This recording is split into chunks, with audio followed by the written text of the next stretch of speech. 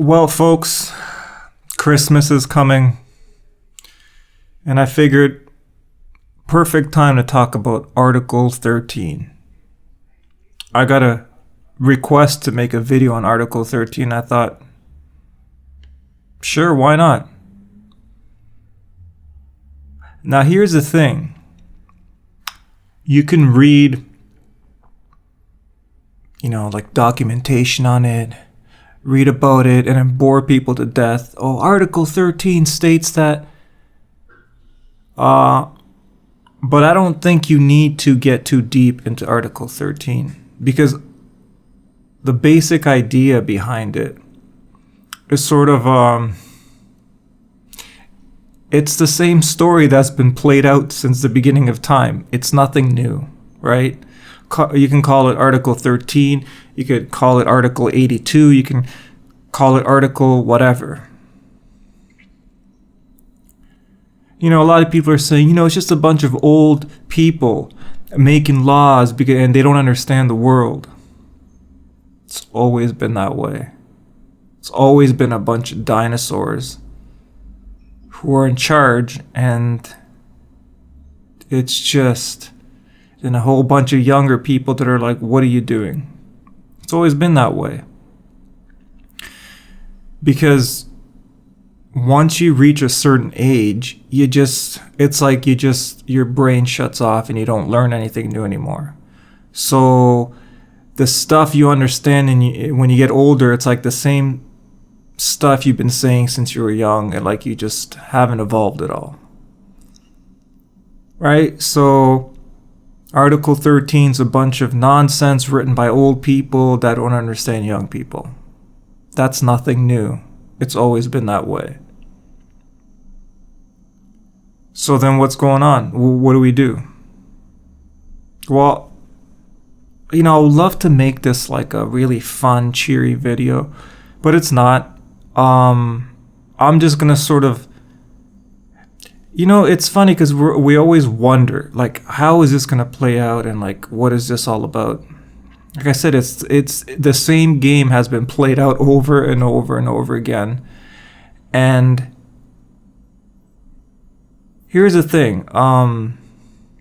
Let's say you're young, right? You're like the younger generations, however old you are. The younger generation, it's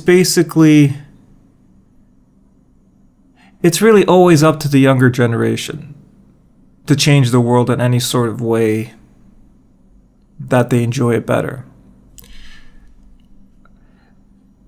And you know how you sometimes you see these crazy people online or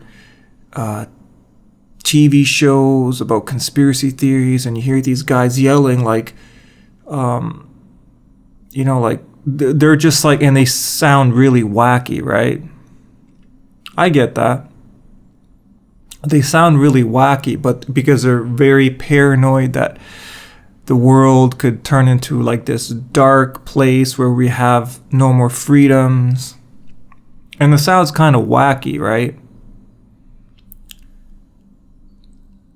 But this game that the quote-unquote dinosaurs play, the older generation who are in control and they make the laws and they hide behind their desks and their mansions, they make laws that benefit them, right? They're not thinking about the betterment of the whole. So now how does this work? They work in the same way that businesses work. Or they just try to see how much people will take. How much will you pay for this laptop? Will you pay $1,000? Oh, look, people are still buying it. Will you pay $2,000? Will you pay $3,000? Will you pay $5,000? What's the limit? Right? So they'll push and push until you say, hey, what the hell? Right? So it's always the balance of push and take until someone says, hey, what the hell? Now, the irony behind that is that if you don't say what the hell soon enough, it gets to a point where the power has been shifted so much that at that point, it's the quote unquote, we got to have a revolution. You know, it's like, now why is this? It's because people, generally speaking, if something doesn't really concern them, they're like, it's not that bad. My life's still fine. And it has to get to a point where it's bad for almost everybody. And then people are like, hey, what the hell is this? We need a revolution. By that time, at that point, that's basically the only thing you can do is have a revolution, because so much power has been taken away from you. Why? Because of your chilled out, positive attitude. And you think, Tony, what is that? Why are you being so pessimistic? Well, that's all it is. Because it's not sexy to complain and to whine about the state of the world. That's not sexy. You know, nobody wants to invite you to their party and you sit there and be like, the world is meh, meh, meh. Nobody wants that guy. You want a fun guy, a chilled out guy, a person who smiles and they're positive. That's what people like. Positivity and smiling. But you know what happens when you're super positive and smiley and you're just a chilled out person? You do that long enough, then you got nothing left but to revolt. Because they've taken all your power away. Because you have a chilled out, positive personality. You know? Because nobody wants to hear you. Like if I talk about something, ooh, look at Tony ranting away, rant. Ooh, that's silly. Or like, ooh, look at that. Look at him. He's being wacky. He's being all angry and ranty. Right? Because people want a chilled out, cool, fun, positive. Why do you think most of the, like when you see YouTube, a lot of it is just they're just setting up a cool mood. That's what it's really about. It's not really about like, it's just about setting a vibe, setting an atmosphere. You have a cool intro music and hey, you're super happy and positive. That's what people like, because there's like, let's say there's 50,000 people doing a camera review. The one that people want to watch is the one where somebody's super uplifting and positive and has a cool vibe. It's not really about the information. Nobody really gives a shit about the information. They just want a cool, chilled out vibe and a positive attitude.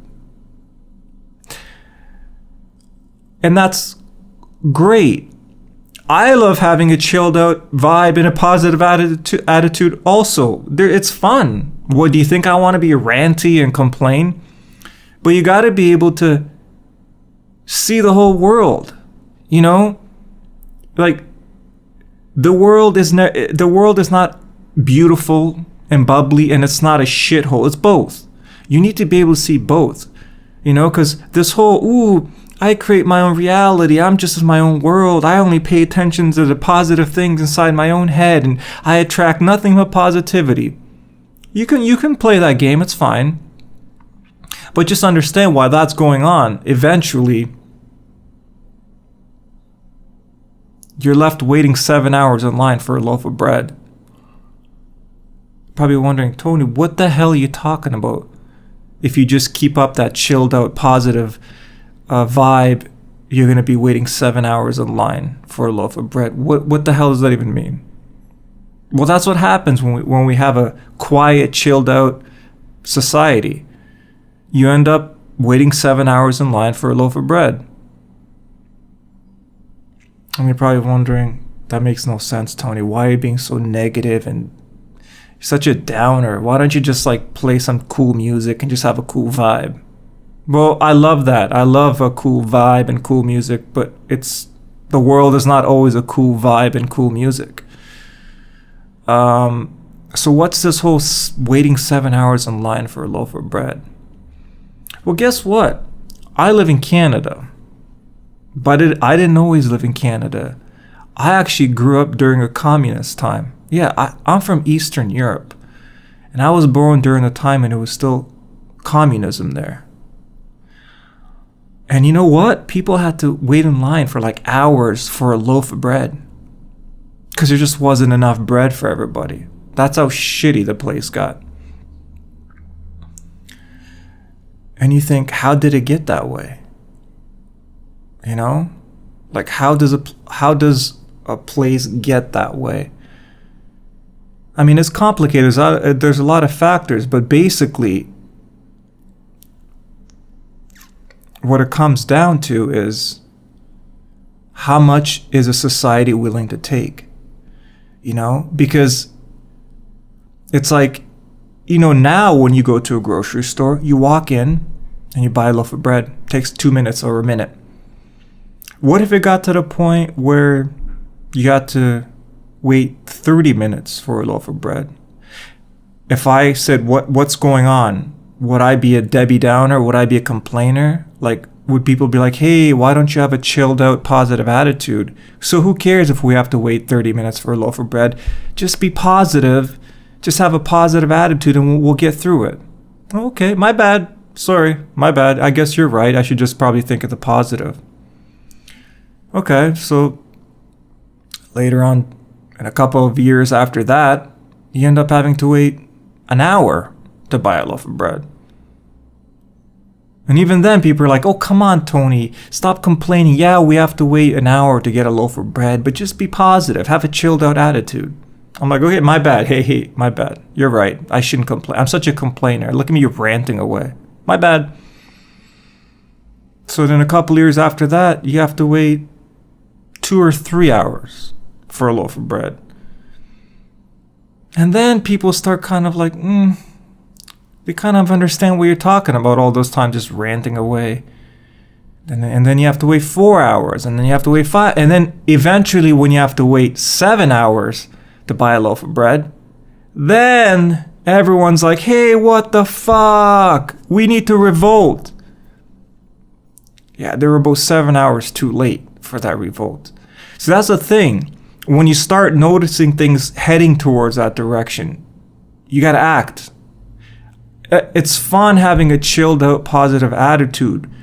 But when you see things, the second you see them going into a certain direction you don't like, you got to act. Because if you don't act, then it just keeps going that way. You know? Because if the quote unquote dinosaurs, the old people in charge, the old people in power, if they see that you're okay with waiting 30 minutes for a loaf of bread, they're like, fuck it. You know, let's try an hour. Oh, you're still okay. They're still taking it. You know, they just do it. They do it until you finally say, I've had enough. So whatever Article 13 represents to you, or whatever Article 82, 78, whatever that article represents to you, take action in the way that you prefer it. It's really as simple as that. Because it's fun to have a chilled out positive attitude, but that when you see something you don't like, if action is not taken, it just keeps progressing worse and worse. Like I said, that waiting 7 hours for a loaf of bread analogy. You know, it starts at 30 minutes and goes to an hour, then 2 hours, and then eventually, only until it gets to like waiting 7 hours for a loaf of bread do people start going, hey, what the hell? So that's it. It's about not waiting the 7 hours. It's about the second you notice that it's just a little bit changing in a direction that you don't prefer, you got to start taking action then. Otherwise, as doom and gloom as it sounds, it could end up being too late. It's really as simple as that. So this whole Article 13, take action on it, right? That's all you can do, take action on it. You know, there's always some sort of element of like, you know, we do what we do, and then however things unfold, that's how they unfold. But it's just having a nice balance between, yeah, be a positive, happy, chilled out, positive person. But you got to be able to see the other side too. And you can't just like the second someone mentions something like that, be, oh, doom and gloom, ooh, negativity. You have to see both sides.